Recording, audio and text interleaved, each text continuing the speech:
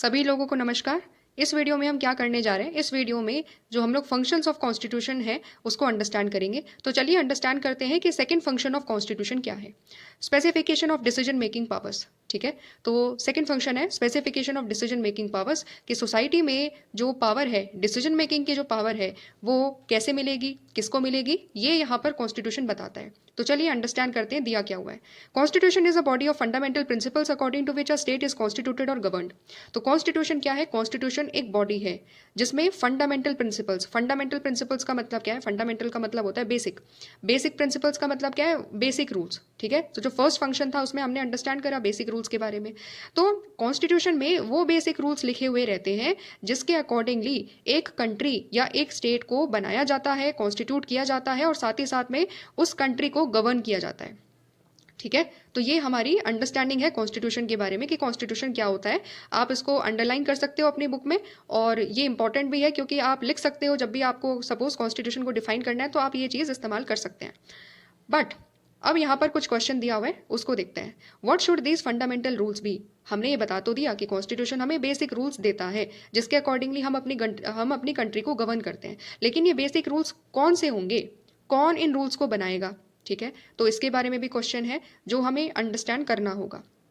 Suppose अगर हम society में रहते हैं तो सोसाइटी में क्या होगा? सोसाइटी में तो अलग अलग लोग हैं। ठीक है, तो जब लोगों को बोला जाएगा कि आप रूल बनाइए अपनी कंट्री के लिए, तो क्या हो सकता है? एक ऐसा सिनारियो हो सकता है जिसमें लोग अलग अलग रूल्स को फेवर करेंगे। जैसे कोई रूल एक्स को बोलेगा कि मेरे लिए तो रूल एक्स जो है वो ज़्यादा ठीक है। कोई रूल वाई को बोलेगा कि नहीं, कॉन्स्टिट्यूशन में रूल वाई को इंक्लूड करो। ठीक है, जैसे एग्जाम्पल ले लेते हैं। जैसे कोई बोलेगा कि कोई ये बोल सकता है कि अगर कोई चोरी करेगा ना तो हम उसको क्या देंगे, हम उसको फांसी की सजा दे देंगे। कोई इस तरीके से रूल चाहेगा कि ये रूल पर्टिकुलरली कॉन्स्टिट्यूशन में ऐड कर दे। कोई दूसरा बोलेगा कि नहीं यार, इतना ज़्यादा हार्श पनिशमेंट देना ठीक नहीं है। ठीक है, चोरी तो करी है ना, तो चोरी करी है तो 1-2 साल में सजा दे करके छोड़ दो उसको। तो इस तरीके से कोई बोलेगा। तो क्या हो रहा है? हर कोई अलग अलग रूल्स चाहता है, अलग अलग, हर किसी का अलग अलग ओपिनियन है, तो अलग अलग रूल्स वो फेवर कर सकते हैं। ठीक है, अब यहाँ पर बात आती है कि चलो सोसाइटी में तो इतने अलग अलग लोग हैं, अलग अलग ओपिनियन होंगे सबके, तो फिर सोसाइटी में किसके पास ये पावर होगी कि वो डिसाइड करे कि कॉन्स्टिट्यूशन में कौन से रूल्स ऐड किए जाने चाहिए और कौन से रूल्स नहीं ऐड किए जाने चाहिए? ठीक है, कौन से रूल्स के द्वारा हमारी कंट्री गवर्न होगी और कौन से रूल्स के द्वारा हमारी कंट्री सही तरीके से चलाई जा सकती है? तो who gets to decide this particular thing कि कंट्री कैसे चलेगी? ठीक है, तो ये कौन डिसाइड करेगा? ये हमारा कॉन्स्टिट्यूशन बताता है कि ये पावर किसके पास होगी। The constitution has to provide an answer to this question. ठीक है, ये पावर, डिसीजन मेकिंग पावर कौन दे रहा है? कॉन्स्टिट्यूशन दे रहा है। सो कॉन्स्टिट्यूशन क्या करता है? It specifies the basic allocation of power in the society. Constitution क्या करेगा? डिसीजन मेकिंग पावर को सोसाइटी में डिस्ट्रीब्यूट करेगा। ठीक है, कैसे करेगा अंडरस्टैंड करते हैं। In a monarchical constitution a monarch decides. ठीक है, अगर सपोज कोई भी एक मोनार्किकल कॉन्स्टिट्यूशन है तो वहां पर क्या है? मोनार्क ने कॉन्स्टिट्यूशन एक तरीके से बनाया है, तो वहां पर पावर किसको मिलेगी? मोनार्क को मिलेगी। वो डिसाइड करेगा कि कौन सा रूल ऐड करना है, कौन सा रूल ऐड नहीं करना है। ठीक है, किस तरीके से कंट्री को गवर्न करना है, किस तरीके से नहीं करना है, कौन डिसाइड करेगा? मोनार्क डिसाइड करेगा। ठीक है, लेकिन अगर हम डेमोक्रेटिक कॉन्स्टिट्यूशन की बात करेंगे, in a democratic constitution broadly speaking the people get to decide.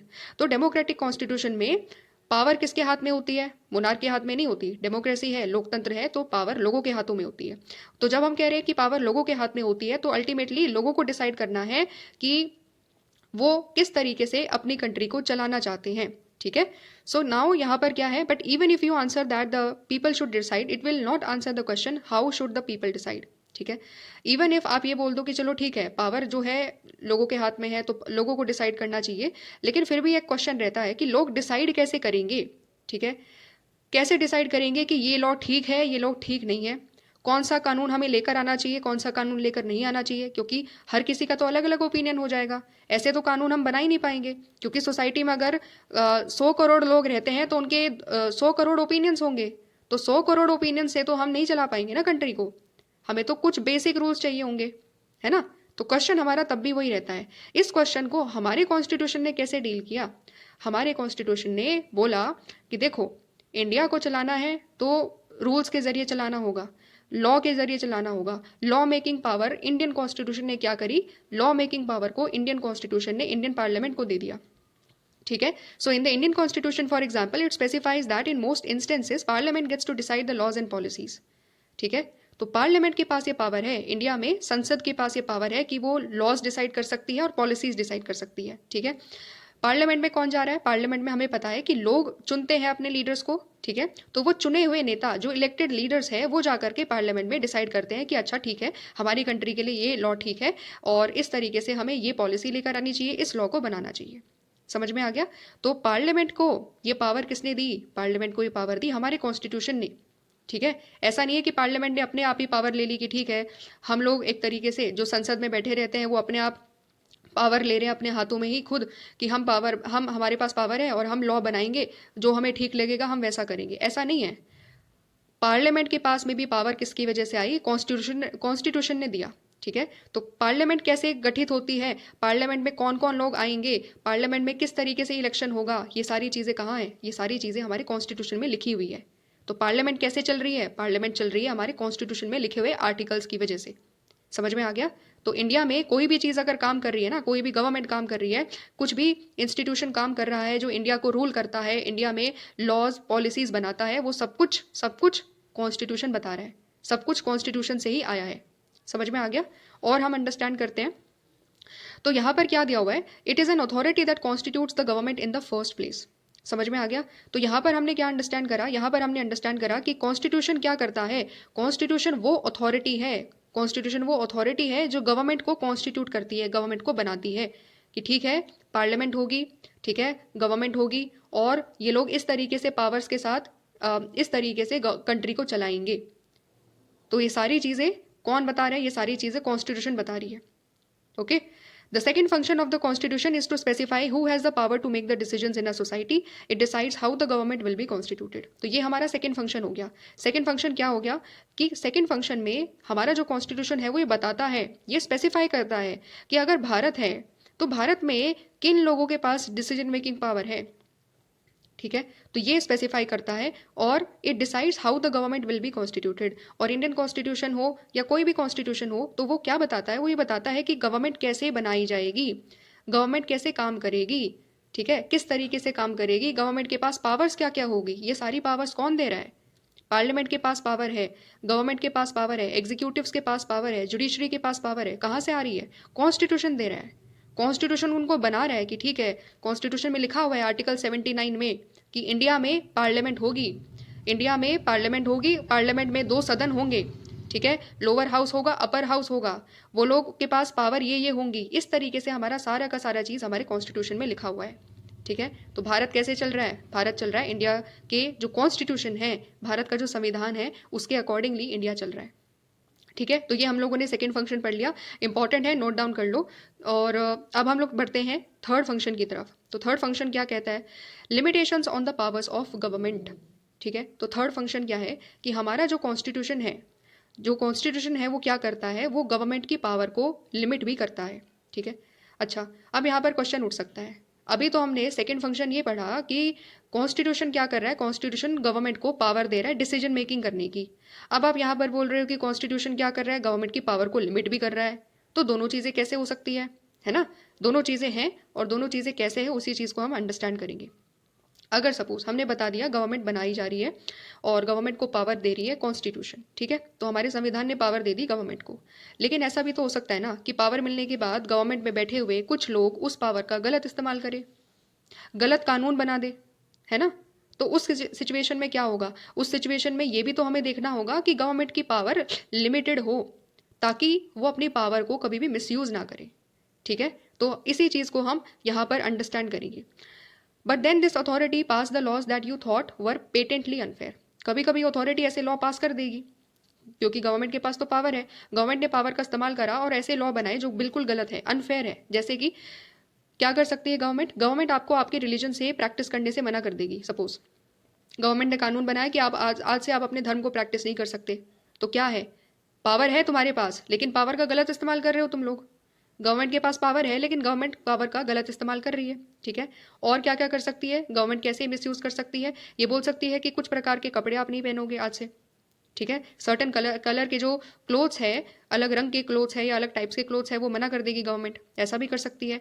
या ऐसा हो सकता है कि गवर्नमेंट ऐसा कह दे कि ये जो एक पर्टिकुलर ग्रुप क्या करेगा, एक पर्टिकुलर ग्रुप हमेशा दूसरों लोगों को सर्व करेगा। कोई भी कास्ट के बेसिस पर किसी भी कास्ट या रिलीजन को ऐसा बोला जा सकता है कि तुम क्या करोगे, तुम दूसरों लोगों को सर्व ही करोगे। या ऐसा भी हो सकता है कि गवर्नमेंट कभी भी किसी की जो मर्जी आई, गवर्नमेंट ने जिसको अरेस्ट करना चाहा उसको अरेस्ट कर लिया, आर्बिट्रेरीली अरेस्ट कर लिया किसी को भी। तो जब किसी को अरेस्ट किया जाएगा, बिना बिना किसी गलती के अरेस्ट किया जाएगा, बिना लॉ के वायलेशन के अरेस्ट किया जाएगा, तो ये क्या है, ये मिसयूज ऑफ पावर है। इससे लोगों का जो राइट्स है, जो फ्रीडम है, जो लिबर्टी है, वो क्या हो रही है, वो खत्म करी जा रही है। समझ में आ गया? तो ये सारे लॉज क्या है, ये सारे laws, these laws are unjust, these laws were unjust and unfair. ये सारे लॉज क्या है, अनजस्ट लॉज है और साथ ही साथ में अनफेयर लॉज है। तो थर्ड फंक्शन क्या कहता है, the third function of a constitution is to set some limit on what a government can impose on its citizens. इसीलिए थर्ड फंक्शन ये कहता है कि गवर्नमेंट की पावर के ऊपर हमें कुछ लिमिटेशंस भी लगाने पड़ेंगे। ठीक है। सो गवर्नमेंट की पावर के ऊपर क्या करना पड़ेगा, हमें लिमिटेशंस भी लगाने पड़ेंगे। These limits are fundamental in the sense that the government may never trespass them. So ये जो लिमिट्स है, ये क्या है, ये फंडामेंटल है कि हमने तुम्हारे ऊपर एक लिमिट कर रखी है और इस लिमिट को तुम कभी भी ट्रेस पास नहीं करोगे। इसका मतलब क्या है, तुम उस लिमिट को कभी भी वॉयलेट नहीं करोगे। अब यहाँ पर क्वेश्चन ये उठता है कि ऐसी कौन सी लिमिट है जो गवर्नमेंट की पावर के ऊपर कॉन्स्टिट्यूशन ने लगाई हुई है। तो एक लिमिटेशन आती है फंडामेंटल राइट्स के फॉर्म में। एक लिमिटेशन कैसे आती है, फंडामेंटल राइट्स के फॉर्म में। कैसे आती है इसको समझते हैं, हम अच्छे तरीके से अंडरस्टैंड करेंगे। हमें पता है कि फंडामेंटल राइट्स क्या है। फंडामेंटल राइट्स यानी कि कुछ बेसिक राइट्स जो कॉन्स्टिट्यूशन हमें देता है। सरकार ने हमें राइट नहीं दिए, हमारे पास जो राइट्स हैं वो सरकार ने नहीं दिए हैं। किसने दिए हैं, कॉन्स्टिट्यूशन ने दिए हैं। कॉन्स्टिट्यूशन ने, सरकार किसने बनाई है, गवर्नमेंट को कॉन्स्टिट्यूट किसने करा, कॉन्स्टिट्यूशन ने कॉन्स्टिट्यूट करा। ठीक है। तो हमें गवर्नमेंट से बचाने के लिए हमें कॉन्स्टिट्यूशन ने क्या दिया है, हमें कॉन्स्टिट्यूशन ने फंडामेंटल राइट्स दिए हैं। So, the most common way of limiting the power of government is to specify certain fundamental rights that all of us possess as citizens and which no government can ever be allowed to violate. तो हमें बचाने के लिए constitution ने क्या किया है कि कॉन्स्टिट्यूशन ने हमें फंडामेंटल राइट्स दे दिए हैं। कोई भी गवर्नमेंट इन जो फंडामेंटल राइट्स है उसको कभी भी वॉयलेट नहीं कर सकती। इसका मतलब क्या हुआ कि गवर्नमेंट की अथॉरिटी लिमिट कर दी गई है कि तुम कोई भी लॉ बनाओ, लेकिन कोई ऐसा लॉ मत बनाओ जिससे लोगों का जो फंडामेंटल राइट्स है, फ्रीडम आता है जिसमें freedom of speech and expression आता है, इक्वालिटी बिफोर लॉ आता है, फ्रीडम ऑफ रिलीजन आता है, ये सारे के सारे फंडामेंटल राइट्स वॉयलेट नहीं कर सकते तुम लोग। ठीक है। ऐसा किसने कह दिया, ऐसा कॉन्स्टिट्यूशन ने कह दिया। और ये एक तरीके से कॉन्स्टिट्यूशन ने गवर्नमेंट के ऊपर क्या कर दी, एक लिमिट लगा दी कि कभी भी अपनी पावर को मिसयूज नहीं करोगे लोगों के राइट्स को खत्म करने के लिए, उनकी लिबर्टीज को कर्टेल करने के लिए। Citizens will normally have some basic rights, they will have the right to some basic liberties, to that is the freedom of speech, freedom of conscience, freedom of association, freedom to conduct a trade or business etc. तो क्या हुआ, citizen के पास क्या है, citizen के पास हमेशा कुछ basic liberties हमेशा रहेगी, जैसे freedom of speech, freedom of conscience हो गया, एसोसिएशन बनाने का फ्रीडम हो गया, या ट्रेड या बिजनेस करने का फ्रीडम हो गया। In practice, these rights can be limited during the times of national emergency and constitution specifies the circumstances under which these rights may be withdrawn.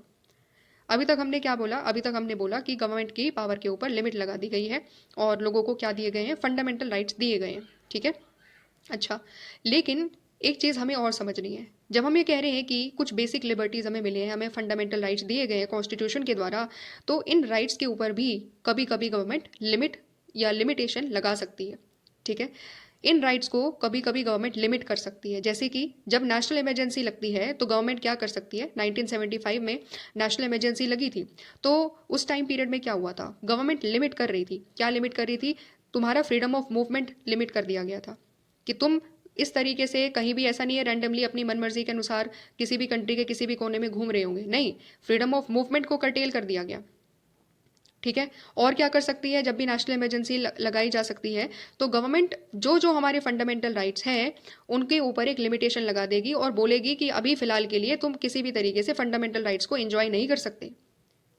ठीक है। तो वो एक सिचुएशन है और ये सिचुएशन भी किसने दी है, कॉन्स्टिट्यूशन ने ही बोला है कि एक सर्टन सर्कमस्टांस के अंदर ऐसा हो सकता है कि गवर्नमेंट क्या कर सकती है, फंडामेंटल राइट्स को एक तरीके से लिमिट कर सकती है। ठीक है। तो जब इमरजेंसी लगती है इसलिए लोगों के फंडामेंटल राइट्स छीन लिए जाते हैं। समझ में आ गया? ये अंडरस्टैंडिंग हम लोगों ने यहाँ पर करी। और यहाँ पर क्या दिया हुआ है, और यहाँ पर ये बेसिक दिया हुआ है कि अगर हम सपोज, ऐसा नहीं है कि कॉन्स्टिट्यूशन में जितने भी हमारे फंडामेंटल राइट्स हैं वो सारे के सारे एब्सोल्यूट फंडामेंटल राइट्स है। एब्सोल्यूट का मतलब क्या है कि ऐसा नहीं है कि उनके ऊपर कोई रिस्ट्रिक्शंस नहीं है। हर फंडामेंटल राइट के ऊपर कुछ कुछ रिस्ट्रिक्शंस हैं। क्यों? क्योंकि हमें पता है कि अगर सपोज आप कोई भी ऐसा काम करोगे, आप अपनी फ्रीडम के नाम पर अगर दूसरों लोगों का फ्रीडम छीनोगे तो वो क्या है, वो गलत हो जाएगा। इसीलिए सोसाइटी में हर किसी का जो फ्रीडम है उसको बैलेंस करते हुए चलना है, तो इसलिए कुछ लिमिटेशंस भी हमें लगानी होगी हर किसी के फंडामेंटल राइट्स पर। तो वो कुछ लिमिटेशंस भी कॉन्स्टिट्यूशन ने दी गई है। तो मोटे तौर पर अगर हम इस पॉइंट को कंक्लूड करें तो क्या समझ में आया? हमने ये समझा कि एक तरफ कॉन्स्टिट्यूशन क्या कर रहा है, कॉन्स्टिट्यूशन गवर्नमेंट को पावर दे रहा है, ठीक है, गवर्नमेंट को पावर दे रहा है ताकि वो डिसीजन मेकिंग सोसाइटी के लिए, कंट्री के लिए कर सके, गवर्नमेंट लॉ बना सके, ठीक है। तो एक तरफ ये कर रहा है, दूसरी तरफ गवर्नमेंट की पावर्स के ऊपर कुछ लिमिटेशंस भी लगाई जा रही है ताकि ये इंश्योर किया जा सके कि गवर्नमेंट कोई भी ऐसा कानून ना बनाए जो अनजस्ट कानून हो, जो अनफेयर कानून हो। और उसके लिए क्या कर दिया, उसके लिए हम लोगों ने फंडामेंटल राइट्स दे दिए, कॉन्स्टिट्यूशन ने हमें फंडामेंटल राइट्स दे दिए, ठीक है। और ऐसा नहीं है कि ये जो फंडामेंटल राइट्स हैं इन पर कभी गवर्नमेंट बिल्कुल भी लिमिटेशन नहीं लगा सकती, लगा सकती है, लेकिन कुछ ही सिचुएशन में लगा सकती है, जैसे कि नेशनल इमरजेंसी, ठीक है। तो ये हम लोगों ने अंडरस्टैंडिंग करी और हम लोगों ने ये फंक्शन को पढ़ा। अब हम लोग नेक्स्ट फंक्शन की तरफ चलते हैं। नेक्स्ट फंक्शन आता है aspirations and goals of a society. तो नेक्स्ट फंक्शन में क्या देखेंगे कि जो हमारा कॉन्स्टिट्यूशन है वो हमारी सोसाइटी में जो एस्पिरेशन है लोगों की, जो सोसाइटी के प्रति जो गोल्स है, जो एक सोसाइटी की जो विजन है हमारी, उसको भी कॉन्स्टिट्यूशन फुलफिल करने के लिए गवर्नमेंट को कुछ रिस्पॉन्सिबिलिटीज देता है।